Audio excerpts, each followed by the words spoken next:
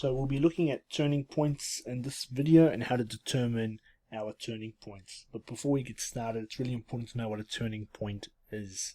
So a turning point is where the function changes from a decreasing to increasing, or from increasing to decreasing.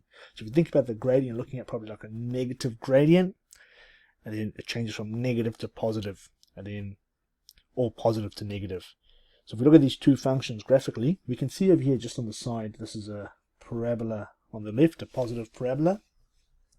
We can see the blue line is where the function is decreasing. So if you're reading it from left to right, the function is decreasing, and then after that it starts increasing. So this over here, where I said minimum, that red dot is our lowest point. So that's our minimum value for this function. Right? And at that point, the gradient is actually 0. So if you think about the gradient being a tangent to a point, it's actually 0. So over here, the gradient over here is negative. The gradient over here is positive. So that's how we determine our turning point. Now on the right over here, the function is increasing and it starts decreasing. So again, up here, where the maximum is, so that we call that our maximum, because that's the highest point of the function. The gradient is 0. Over here, the gradient is positive. Over here, the gradient is negative. So it's going from positive to negative. Okay, so to determine our turning points, the gradient must be 0. Now, for a cubic, it's slightly different, because the maximum and minimum for a cubic is probably like infinity, or really unknown. It's a really large number, and it's hard to determine because the function is continuous. So what we have is we have things called local maximum or local minimum. Okay, and these are our turning points in a cubic function. Right, and again, the gradient over there must be 0. So again, in this situation, we've got an increasing function. We get to our local maximum, then we're decreasing. We get to our local minimum, then we're increasing again. Okay, and again, it's like think about climbing up a hill. You get to the top, now you're going down, and then you get to the bottom, now you're climbing back up. So that's the real idea. So what we're going to try to do now is look at a function and use calculus methods to determine our turning points. So let's look at an example. Okay, we've got f of x is equal to x cubed over 3 plus x squared minus 3x plus 3. And I've just drawn the function over here to show you what it looks like. Now you can roughly draw it because you can see it's a positive cubic. So you can roughly draw the function. We know what it roughly looks like. It's increasing, maximum, decreasing, minimum, and then it's increasing again. So now we can determine where our turning points are in the graph. So this is our first turning point. This is our second turning point. Right over there, and we can roughly know what the coordinates are. If we look at that, that's about negative 3 and 12. So negative 3 and 12. And over here, we've got about positive 1. And it's just slightly above 1, below 1.5. So maybe about 1.25. A rough estimate. I'm not going exactly what it is, but that's just roughly. So let's go see how we can use the equation and determine this. So what we'll do is we'll actually differentiate our function. So we get f dash of x is equal to 3x squared over 3 plus 2x minus 3. So that positive 3 drops out. We can simplify that, which equals x squared plus 2x minus 3.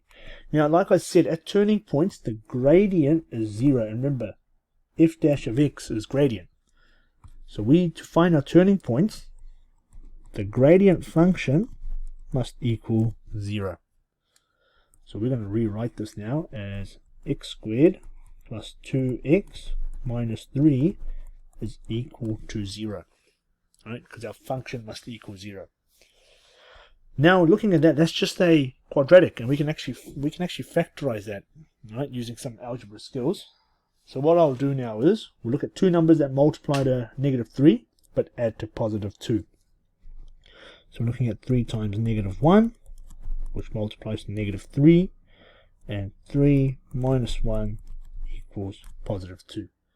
So I can write this down as x plus 3 and x minus 1 is equal to 0. We can solve this by making both brackets equal to 0, or x minus 1 equals 0.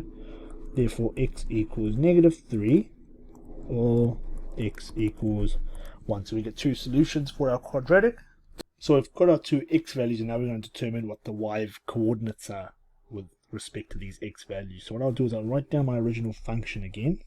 F of x is equal to x cubed over 3 plus x squared minus 3x plus 3.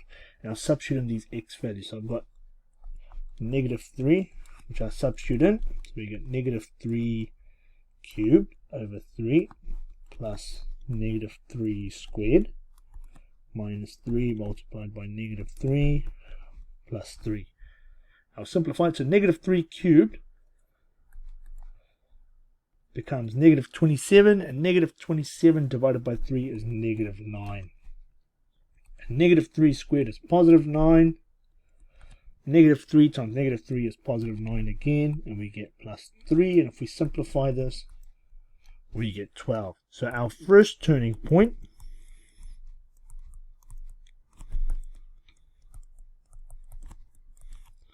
is negative 3 and positive 12 over there. That's the coordinate for our first turning point.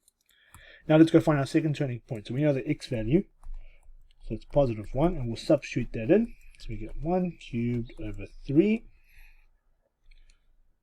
plus 1 squared minus 3 times 1 plus 3. We get 1 over 3 plus 1 minus 3 plus 3. So therefore we get 1 over 3 plus 1, which equals 4 over 3. So that's the y value there. So our second turning point, so turning point 2 is 1 and 4 over 3, which is roughly what we estimated. We had 1.25, should be about 1.33333, which is 4 over 3. We'll close graphically, but that is the exact two turning points, and that's how we determine our turning points. In the next video, we'll look at how to determine whether our turning points are a maximum or a minimum, but this is the kind of process you'll go through to determine what the coordinates are of your turning points.